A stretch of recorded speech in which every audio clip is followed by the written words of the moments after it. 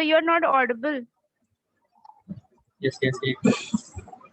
1 minute.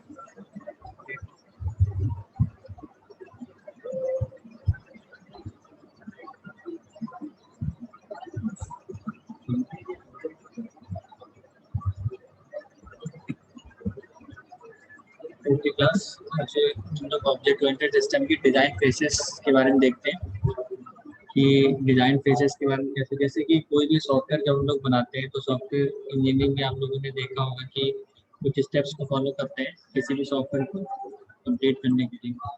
उन steps में क्या क्या होता है कि सबसे पहले हम रिक्वायरमेंट अपनी गैदर करते हैं कि हमें जो बनाना होता है, पहले हम उसके बारे में डिस्कस करते हैं कि हम क्या बना रहे हैं, तो उसको बनाने के लिए हमें किन किन चीज़ों की ज़रूरत पड़ेगी, हम सिस्टम एनालिसिस करते हैं उसको। फिर उसके बाद हम उसको एक रफली एक डिज़ाइन तैयार करते हैं कि कैसा हमारा जो सिस्टम होगा वो लगेगा, ठीक है, कैसा हमारा जो भी हम अपने किस तरह से हम उसको आगे प्रोसेस करेंगे, उसके ब्लॉक डायग्राम्स वगैरह कैसे होंगे। फिर इतना सब कुछ करने के बाद जब फाइनली हम लोग डिज़ाइन करते हैं, पेजेस डिज़ाइन करते हैं, मतलब कोडिंग पे आते हैं कि कोडिंग हम लोग उसकी कैसे करेंगे, कि किस लैंग्वेज पे करेंगे, किस प्लेटफॉर्म को हम लोग यूज़ करेंगे, उसको जो डिज़ायर्ड रिजल्ट यूज़र मांग रहा है उसके अकॉर्डिंग हम लोग डिज़ायर्ड रिजल्ट उसको दे पा रहे हैं कि नहीं दे पा रहे हैं कोडिंग के अकॉर्डिंग। देन इसके बाद उसको कोड करने के बाद देन उसकी टेस्टिंग कि जो हमने जो किया है वो प्रॉपर वर्क कर रहा है कि नहीं, देन उसके आगे उसका मेंटेनेंस, ठीक है। तो इस तरीके से कुछ स्टेप्स होते हैं, ये जनरल किसी भी सॉफ्टवेयर या प्रोडक्ट को डेवलप करने के स्टेप्स होते हैं, ठीक है। किसी भी सॉफ्टवेयर को नॉर्मली डेवलप करने के सारे फेज होते हैं, लेकिन जब हम ऑब्जेक्ट ओरिएंटेड सिस्टम डिज़ाइन की बात कर रहे होते हैं तो हमें ऑब्जेक्ट ओरिएंटेड के जो फीचर्स हैं उन्हीं को यूज़ करते हुए सिस्टम को डेवलप करना होता है। तो इसमें कुछ फेसेस हैं जैसे कि ऑब्जेक्ट ओरिएंटेड एनालिसिस, ठीक है। Phases in object oriented software development are object oriented analysis, then object oriented design, ठीक है। इस डिज़ाइन को उन्होंने 3 पार्ट्स में ब्रेक किया है, system design and object design, ठीक है। फिर लास्ट में आता है object oriented implementation and testing. है सब वही सारे टर्म्स, लेकिन जब हम ऑब्जेक्ट ओरिएंटेड के टर्म्स में इसको पढ़ रहे हैं तो हमें इसी का यूज़ करते हुए अपने आंसर को लिखना है या अपने बात को कहना है। तो फर्स्ट फेज में जैसे आता है ऑब्जेक्ट ओरिएंटेड एनालिसिस, इसमें हम नॉर्मल जो भी एनालिसिस करते हैं, ये in this stage the problem is formulated, user requirements are identified. जो हमारी जो भी रिक्वायरमेंट्स होती हैं हम उनको आइडेंटिफाई करेंगे कि हम जो भी चीज़ बनाना चाह रहे हैं उसमें क्या क्या चीज़ों की रिक्वायरमेंट पड़ेगी, ठीक है, क्या क्या इन्फॉर्मेशन हमको चाहिए होगी। And then a model is built based upon real world objects. फिर हम उसके बाद उसको एक रफ वर्क किया, एक थोड़ा सा प्रोटोटाइपिंग स्टार्ट करते हैं कि कैसे हम उसको आगे बढ़ाएंगे। The analysis produces models on how the desired system should function and how it must be developed, ठीक है। जो भी हम एनालिसिस करते हैं वो इस पे उसका बेस यही होता है कि हमारा जो सिस्टम है किस तरीके से फंक्शन करेगा और वो कैसा डेवलप होगा। मतलब जो भी हम उसमें रिक्वायरमेंट दे रहे हैं या जो हमारी रिक्वायरमेंट्स हैं, हमें जो भी चीज़ बनानी है वो प्रॉपर एग्जीक्यूट हो पाएंगी या नहीं हो पाएंगी, उसी के अकॉर्डिंग हम अपनी रिक्वायरमेंट को देखते हैं, उसी के अकॉर्डिंग हम हमें जो भी चीज़ें चाहिए होती है कलेक्ट करते रहते हैं।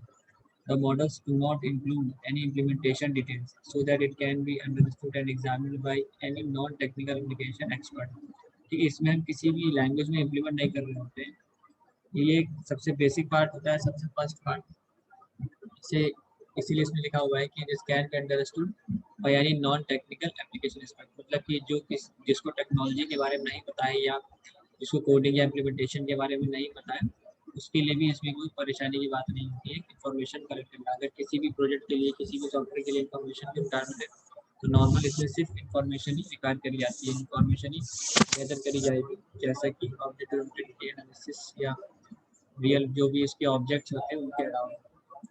इंफॉर्मेशन गैदरिंग सीधा सीधा इसको कह सकते हैं, इंफॉर्मेशन गैदरिंग या रिक्वायरमेंट एनालिसिस। इस तरीके से रिक्वायरमेंट एनालिसिस करने के बाद क्या करते हैं हम लोग डिज़ाइनिंग फेज पे आते हैं ऑब्जेक्ट ओरिएंटेड डिज़ाइन पर।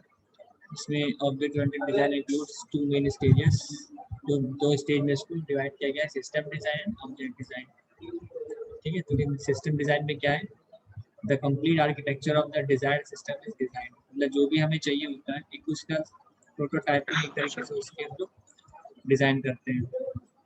The system is conceived as a set of interactive subsystems that in turn is composed to a hierarchy of interactive objects। मतलब कि जो भी हमारा प्रोजेक्ट होता है, अगर जैसे बहुत बड़ा प्रोजेक्ट है, तो कोई बहुत बड़ा हम लोग सॉफ्टवेयर डिजाइन कर रहे हैं, तो उसको हम लोग छोटे छोटे पार्ट्स में, छोटे छोटे मॉड्यूल्स में उसको डिवाइड कर लेते हैं। तो उसके बाद फिर हम उसको कंप्यूटर करा करके चेक करते हैं। The system is conceived as a set of interactive subsystems। ठीक है, छोटे छोटे जो मॉड्यूल्स होंगे या कई पार्ट्स में अपने सिस्टम को ब्रेक करके उस पर उसकी वर्किंग को स्टार्ट करते हैं। System design is done according to both the system analysis model and proposed system architecture. Hence, the emphasis is on the object comprising the system rather than the processes in the system। अभी हम सिर्फ उन चीज़ों को gather कर रहे होते हैं जो कि हमारे सिस्टम में काम की होती है, जो भी जिसको भी हम अपना जिस तरह से भी अपने सिस्टम को डिज़ाइन कर रहे होते हैं। किसी भी बड़े सिस्टम को स्मॉल स्मॉल पार्ट्स में डिवाइड करके उसकी वर्किंग को चेक करना, डिज़ाइनिंग को उसकी ये किस तरीके से डिज़ाइन बनेगा, इसका प्रोटोटाइप किस तरीके से होगा, उसके अकॉर्डिंग। देन ऑब्जेक्ट डिज़ाइन में क्या है, इन this phase a design model is developed based on both the models developed in the system analysis and the architecture design in the system। इसको दो का कॉम्बिनेशन होता है, सिस्टम एनालिसिस फेज और architecture designing phase. Object design जो है उसमें दोनों डिजाइनिंग को ध्यान में रखा जाता है, सिस्टम एनालिसिस, ठीक है, and architecture design in the system design phase. All the classes required are identified. जो भी हमें क्लासेस बनानी होती अपने क्लास डायग्राम या ऑब्जेक्ट डायग्राम के थ्रू, हम सभी को आइडेंटिफाई कर करके प्लेस करते रहते हैं या आइडेंटिफाई कर लेते हैं कि हमें किन किन क्लासेस की जरूरत पड़ेगी और इस क्लास में किन किन ऑब्जेक्ट्स का यूज करेंगे। The designer decides whether new classes are to be created, any existing classes can be used in the original form। ठीक है, कौन कौन सी न्यू क्लासेस क्रिएट होनी है डिजाइनिंग फेज के लिए, क्योंकि स्टार्टिंग का फेज तो वही है कि हमने इन्फॉर्मेशन कलेक्ट करी। ठीक है, अब हम क्या कर रहे हैं, अपने ब्लॉक डायग्राम्स को बना रहे हैं, जिसमें क्लास डायग्राम, ऑब्जेक्ट डायग्राम और यूज केस डायग्राम, इस तरीके से चीज़ें आ जाएगी।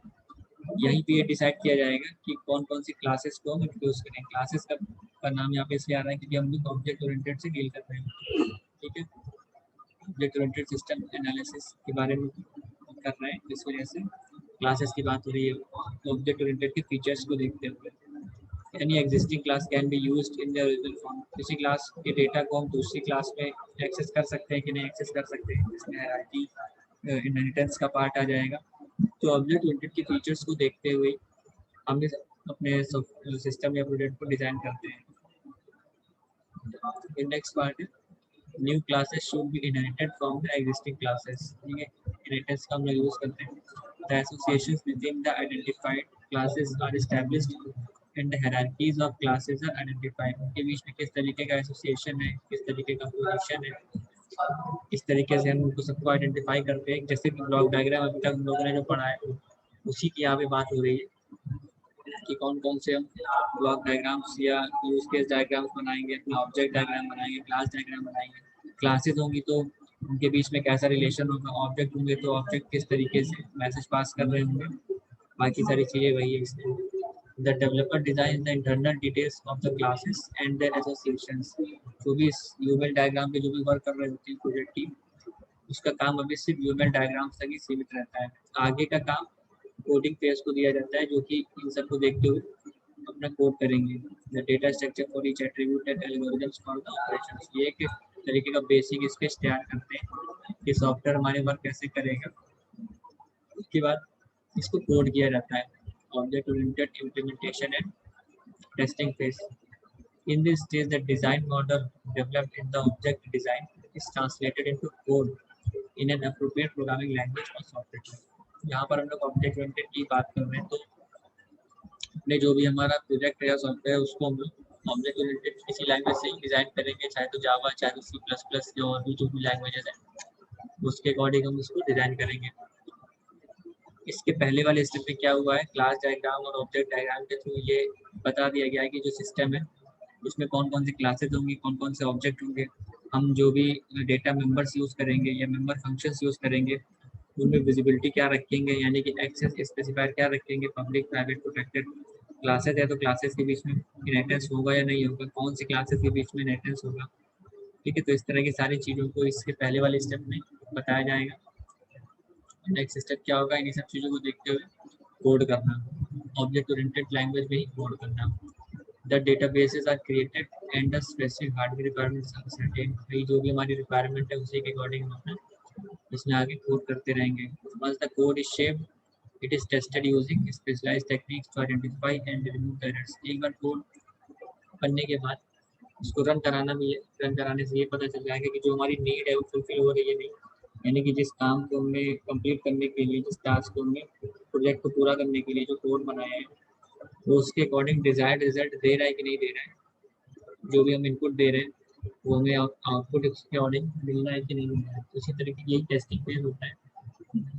और इसके बाद एक और हम लोग इसमें जोड़ सकते हैं मेंटेनेंस फेज का, जिसमें हमारा जो सॉफ्टवेयर है वो कितना जो बनेगा कितना फ्लेक्सिबल होगा यूज़र की रिक्वायरमेंट्स को फ्यूचर में पूरा करते रहने के लिए ना। इस तभी आप लोग देखते हैं कि जो कुछ सॉफ्टवेयर होते हैं उनके अपडेट्स हमेशा आते रहते हैं, कुछ अपडेट्स में नए फीचर्स आते रहते हैं, सिक्योरिटी बढ़ा दी गई है, कुछ यूज़र इंटरफेस बढ़ा दिया गया है या फिर उसको ईजी कर दिया गया। और डेटा के अकॉर्डिंग मान लीजिए जैसे अगर अभी हमने 100 लोगों के कुछ डेटा इसमें स्टोर करने का एक प्रोजेक्ट बनाया, ठीक है, 100 के अकॉर्डिंग हम अपने सॉफ्टवेयर को इस तरीके से डिजाइन करेंगे कि ये आगे फ्यूचर में 150 या प्लस और 100 यूजर के डेटा को एक्सेप्ट कर सकता है। तो यही होता है इसका फ्यूचर मेंटेनेंस की, हमारा जो प्रोजेक्ट है वो आगे की यूजर रिक्वायरमेंट्स के लिए कितना फ्लेक्सिबल है। इस तरीके से हम नॉर्मल जो भी एनालिसिस है सॉफ्टवेयर कंप्लीट करने की, सॉफ्टवेयर बनाने की है, सारी वही चीज़ें, बस इसमें ऑब्जेक्ट ओरिएंटेड टर्म जोड़ दिया गया है। तो हम लोग को हर बार इसमें ऑब्जेक्ट ओरिएंटेड के बारे में ही बताना पड़ेगा कि ऑब्जेक्ट ओरिएंटेड हमारा जो भी इसमें फोकस रहेगा वो ऑब्जेक्ट के अराउंड ही रहेगा। जो भी हम एनालिसिस करेंगे वो नॉर्मल अपनी इंफॉर्मेशन कलेक्ट करेंगे, लेकिन उसके बाद जब हम डिज़ाइनिंग पे आएंगे तो हम अपनी उसी ऑब्जेक्ट ओरिएंटेड मेथोडोलॉजीज को यूज़ करते हुए अपने सिस्टम या अपने सॉफ्टवेयर को डिज़ाइन करेंगे। उसके बाद डिज़ाइनिंग करने के बाद जो हम कोडिंग करेंगे तो वो भी उसी लैंग्वेज में ही कोड करेंगे जिस भी लैंग्वेज में इसकी रिक्वायरमेंट होगी ऑब्जेक्ट ओरिएंटेड एनालिसिस करने के लिए। चाहे तो जावा में, अगर जावा में करेंगे तो कुछ हमारे टैग्स बदल जाएंगे, इंपोर्ट एक्सपोर्ट की फाइलें बदल जाएंगी, मतलब जो भी हमारा होगा वो सिंटैक्स बदल जाएंगे। सी प्लस प्लस में करते हैं तो उसके टैग्स बदल जाएंगे। तो वो किसी भी कोड में किया जा सकता है, वो सिर्फ स्पेशलाइज लोगों को ही दिया जाएगा कि ऑब्जेक्ट ओरिएंटेड में इस लैंग्वेज पे आप इस कोड को कंप्लीट करें, ये जो भी हमने दिया है। बाकी ये जो चीज़ें यूएमएल वगैरह चीज़ें, इसे कोई भी नॉन टेक्निकल या नॉन टेक्निकल इसे कुछ ऐसा कोडिंग से मतलब नहीं, वो भी इसको समझ सकता है। तो इस तरीके से आंसर को इस तरह कंप्लीट किया जा सकता है। फेजेस इन object oriented software development, analysis करना ठीक है ऑब्जेक्ट ओरिएंटेड के अकॉर्डिंग, देन उसको डिज़ाइन करना। डिज़ाइनिंग में हमारे ब्लॉक डायग्राम्स आ जाएंगे जो भी अब तक हम लोगों ने पढ़े हैं उसकी रिक्वायरमेंट के अकॉर्डिंग। अगर स्टैटिक डायग्राम बनाना है तो हम स्टैटिक डायग्राम्स को यूज़ करेंगे। और हमारा सिस्टम अगर टाइम टू टाइम चेंज हो रहा है, कुछ परफॉर्म कर रहा है टाइम टू टाइम, कुछ इसमें इवेंट्स में चेंजेस आ रहे हैं, तो हम इसी के अकॉर्डिंग डायनेमिक डायग्राम्स को यूज़ करेंगे। फिर उसके बाद इम्प्लीमेंटेशन है टेस्टिंग, यानी कि कोड करना ऑब्जेक्ट ओरिएंटेड की लैंग्वेज में, फिर उसको टेस्ट करना कि जो हमने कोड बनाया है वो प्रॉपर वर्क कर रहा है कि नहीं, उसमें कहीं एरर तो नहीं आ रही है, और कितने और फ्यूचर में आगे किस लेवल तक वो कोड हमारा रन करता रहेगा, उसमें कोई प्रॉब्लम ना आए। इस तरह से हम उसको कंप्लीट कर सकते हैं। ठीक है, तो एक नॉर्मल सॉफ्टवेयर डिज़ाइन से बहुत अलग नहीं है, लगभग वही है, बस ऑब्जेक्ट ओरिएंटेड का टर्म इसमें ऐड कर दिया गया है।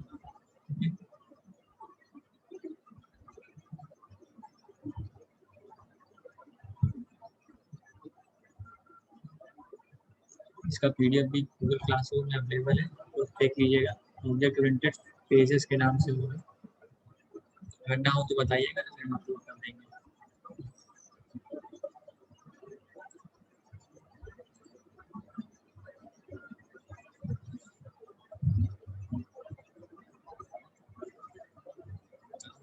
ठीक है।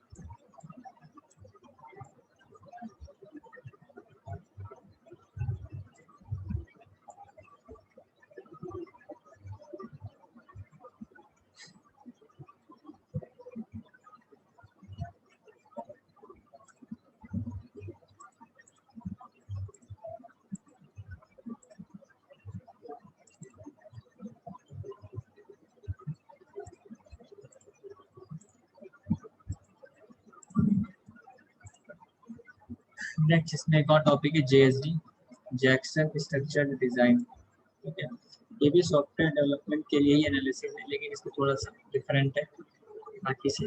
JSD, Jackson structure design is a methodology to specify and design systems in which time factor is significant and system may be described using sequence of events। मतलब कि हम इसी के डायनेमिक सिस्टम को जब प्रपोज कर रहे होते हैं, डायनेमिक सिस्टम के बारे में बात कर रहे होते हैं, तो उसमें हम जैक्सन स्ट्रक्चर की मदद से सिस्टम को कंपोज करते हैं, आगे कंप्लीट करते हैं, जिसमें हम टाइम के इवेंट को अपना दिखाते हैं, जिसमें मतलब एक डायनेमिक सिस्टम जो भी हमारा होता है, जिसमें हम टाइम टू टाइम कुछ इवेंट्स परफॉर्म हो रहे होते हैं, हर टाइम पे कुछ, या रियल वर्ल्ड सीधे सीधे मान लें कि रियल वर्ल्ड प्रॉब्लम्स जो होती हैं हमारी, जब हम उनसे डील करते हैं तो हम जैक्सन स्ट्रक्चर डिजाइन को यूज करते हैं। Developed by Michael A Jackson, scientist name. This design method considers the fact that the design of the system is an extension of the program design। The purpose of this design method is to create a maintainable software। ठीक है, जैसा कि अभी तक है जो भी software design methods होते हैं उन सबका काम यही है कि एक सॉफ्टवेयर को डिजाइन करना है, लेकिन हम बस जो मेथडोलॉजीज है उनको यूज करते हैं। जैसे कि आपने सॉफ्टवेयर इंजीनियरिंग पढ़ा होगा अगर, उसमें बहुत सारे सॉफ्टवेयर डेवलपमेंट के मॉडल्स होते हैं, है ना, waterfall model, spiral model, prototype model, कई तरह के मॉडल होते हैं। तो हर अपनी हम रिक्वायरमेंट के अकॉर्डिंग हम उस मॉडल को यूज करते हैं अपने सॉफ्टवेयर को कंप्लीट करने के लिए। इसी तरह JSD मॉडल को भी हम रियल टाइम प्रॉब्लम्स को मेजर करने के लिए, रियल टाइम प्रॉब्लम्स को सॉल्व करने के लिए, या ऐसे एप्लीकेशंस बनाने में जो टाइम टू टाइम चेंज होती है, जिसमें कुछ इवेंट्स परफॉर्म होते रहते हैं, या रियल टाइम जो एप्लीकेशंस होती हैं उनके लिए हम लोग JSD स्ट्रक्चर को यूज करते हैं।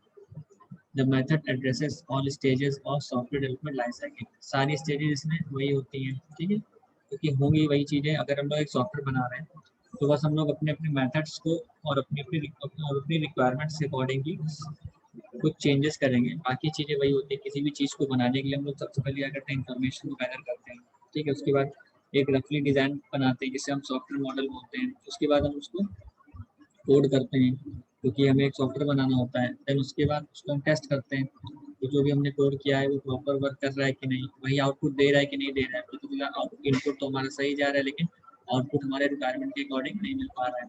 तो ये सारी चीज़ें कॉमन ही रहती हैं, बस कुछ फ़र्क वही आता है कि हमारी रिक्वायरमेंट क्या है और हम किस स्ट्रक्चर पे काम कर रहे हैं। स्टैटिक स्ट्रक्चर होता है या हमारा डायनामिक स्ट्रक्चर है। इसमें 3 फेजेस बताए गए। It has 3 phases, modelling phase, specification और इम्प्लीमेंटेशन। वही सारे फेजेस हैं, बस कभी कभी कुछ कंबाइन कर दिए गए। फर्स्ट फेज में क्या है, मॉडलिंग फेज में JSD model starts with real world consideration. ठीक है, इसमें जो भी हमारी रियल वर्ल्ड प्रॉब्लम्स हैं या रियल वर्ल्ड जो सिचुएशन होती है उनको हैंडल करने के लिए इसका यूज करते हैं JSD स्ट्रक्चर में। This phase is a part of analysis process. Analysis process का मतलब हमारी क्या रिक्वायरमेंट है किसी रियल सिस्टम को बनाने के लिए, जो जो हमें रिक्वायरमेंट होगी, जो जो हमारे इंफॉर्मेशन की रिक्वायरमेंट होगी वो हम इसमें कंसिडर करते हैं।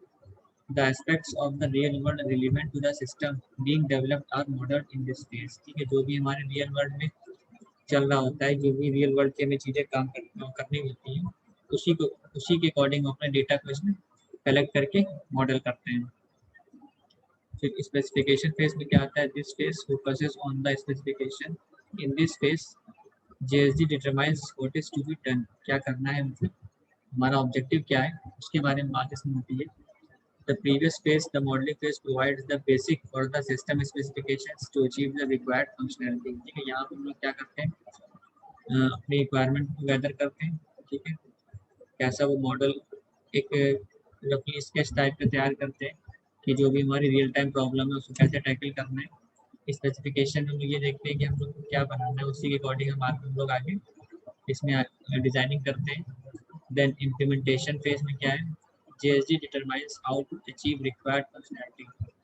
जो भी हम बनाना चाह रहे हैं वो किस तरीके, उसकी जो फंक्शनैलिटी होगी उसके बारे में हम लोग इसमें देखते हैं। कि इम्प्लीमेंटेशन का मतलब नहीं है कोडिंग और टेस्टिंग करना, ठीक है। Operational software specifications are executed so that it expresses desired system behaviour in terms of abstract machine.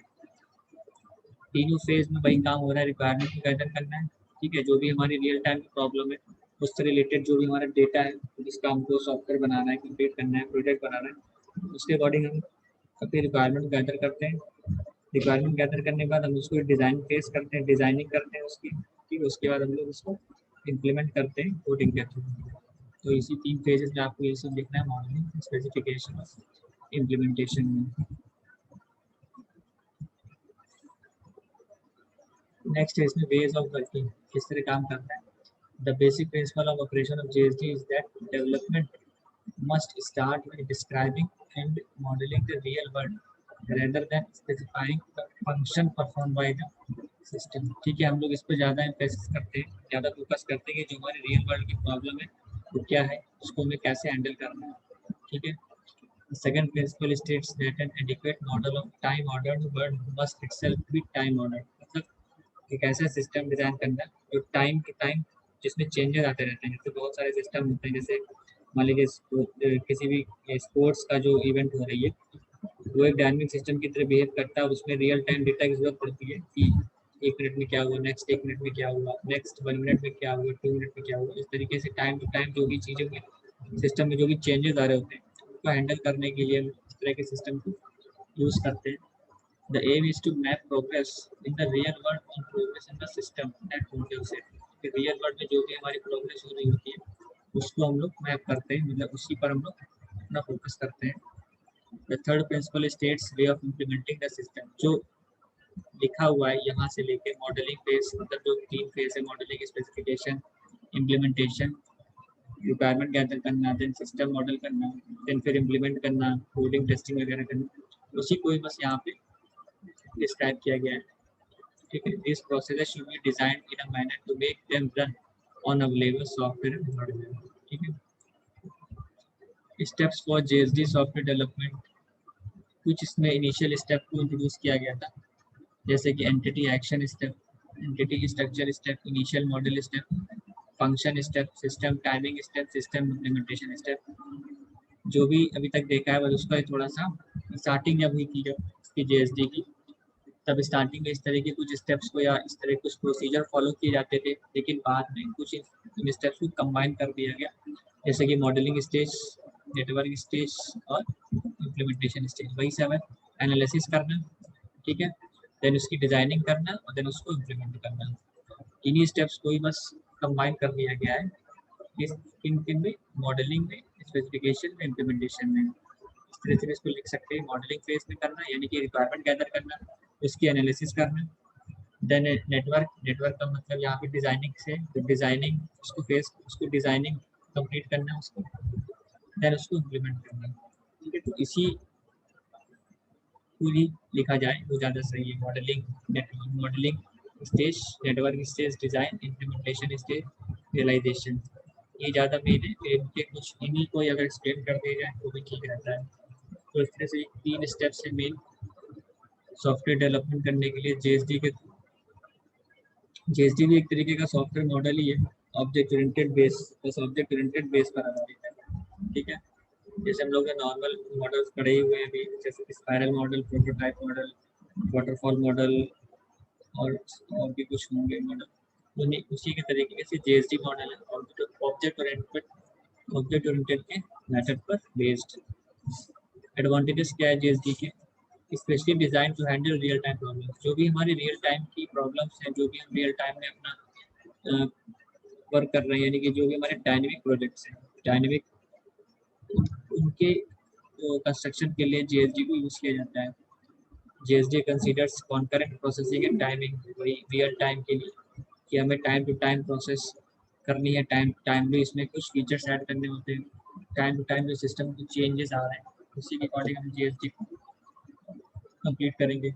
JSD modelling focus on time, ठीक है, रियल टाइम की अगर बात कर रहे हैं इसीलिए पॉइंट लिखा गया है JSD modelling focuses on time.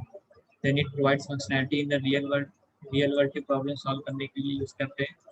Excellent methodologies for micro application, छोटे एप्लीकेशन के लिए ये बेस्ट होती है। अगर आप कोई भी छोटा एप्लीकेशन जिसको हम बना रहे हैं जिसमें बहुत बड़ी डिज़ाइनिंग कोडिंग की ज़रूरत नहीं है, जिसमें बहुत ज़्यादा मतलब यूज़र इनपुट की ज़रूरत नहीं है, तो उसके लिए JSD डेवलपमेंट जो सॉफ्टवेयर डेवलपमेंट प्रोसेस है ये सुटेबल होती है।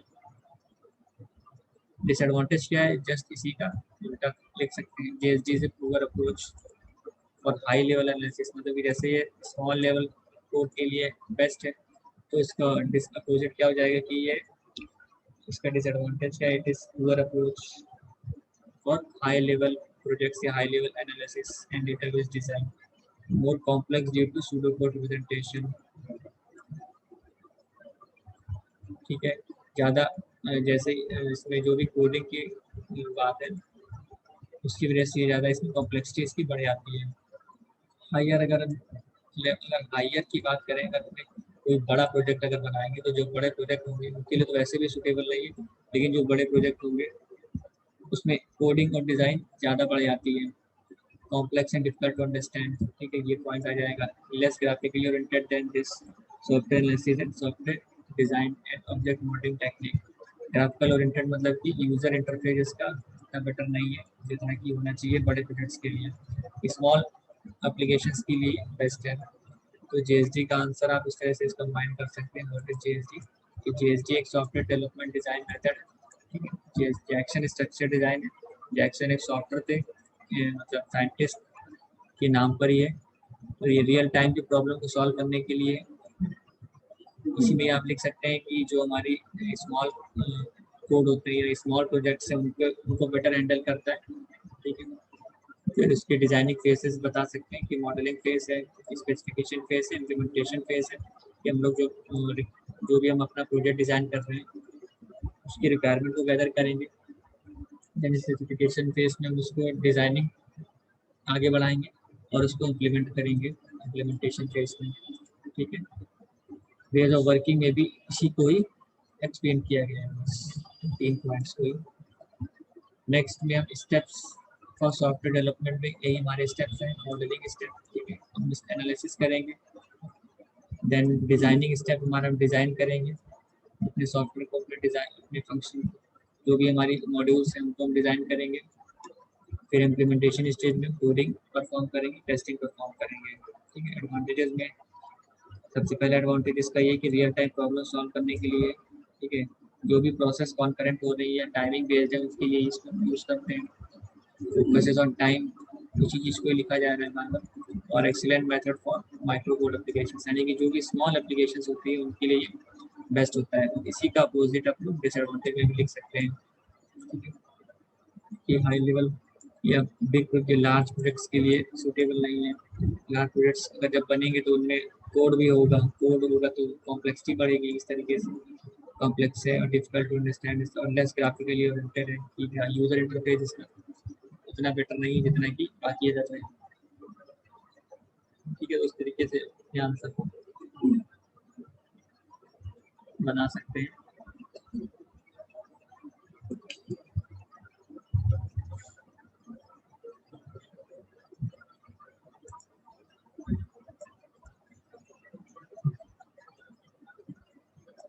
ठीक है, तो आज के लिए इतना ही है। बस अभी क्लास एंड होने के बाद हम सरप्राइज टेस्ट 2 का लिंक दे रहे हैं, उसको सब लोग कंप्लीट करिएगा। ठीक है।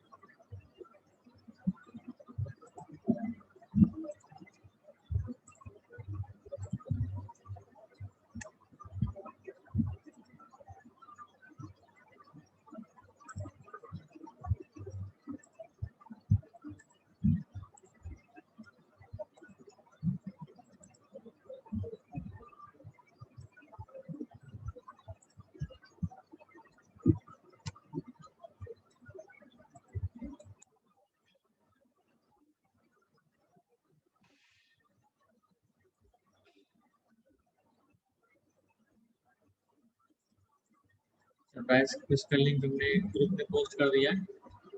तो यहाँ पे अटेंडेंस उसी से ही होगी, ठीक है, सरप्राइज से ही। तो यहाँ पे एग्जिट करके आप उसको अटेम्प्ट करिए सरप्राइज।